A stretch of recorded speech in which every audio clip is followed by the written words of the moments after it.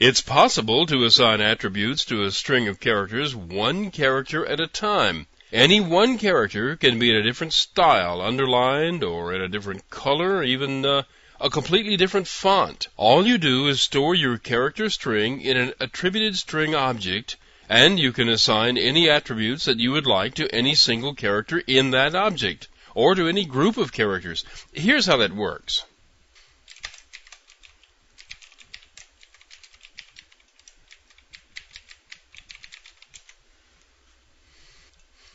Now this basic form should be familiar. This class is a canvas, and the paint method calls a series of methods, and each method draws a line of text to the window.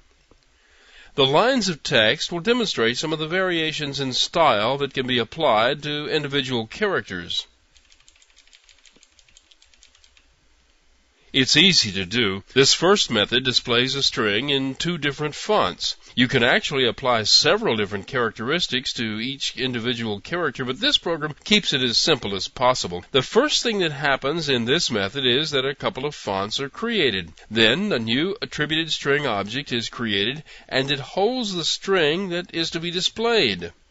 In these two lines of code, one font attribute is added to characters 0 through 3, and the other font is assigned to characters 3 through 8. Now, there's a sort of a bug in the program, but I left it because it demonstrates something. I wanted to put the first font in the first 3 characters, so I should have specified them as 0 through 2, but I put in a 3 instead.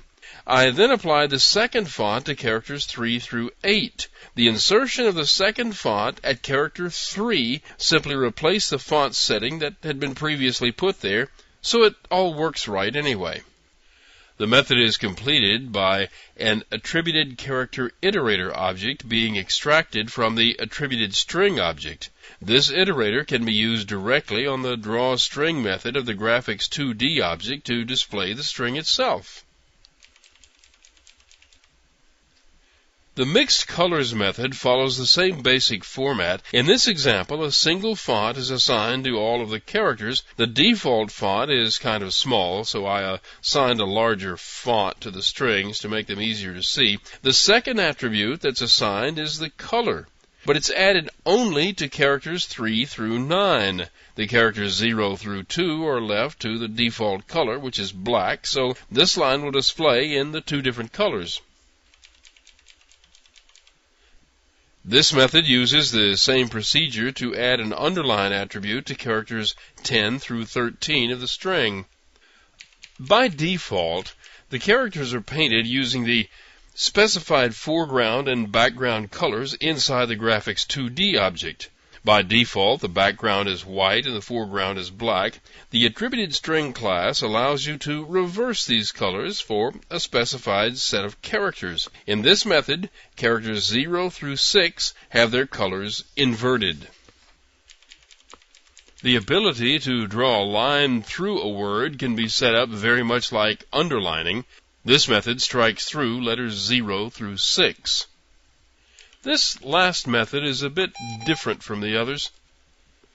In this one, every character is given its own font object.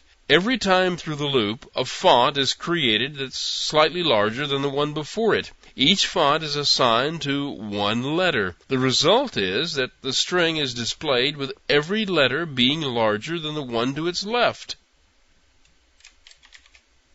That's it for assigning attributes. Once you see how it works, it seems simple enough.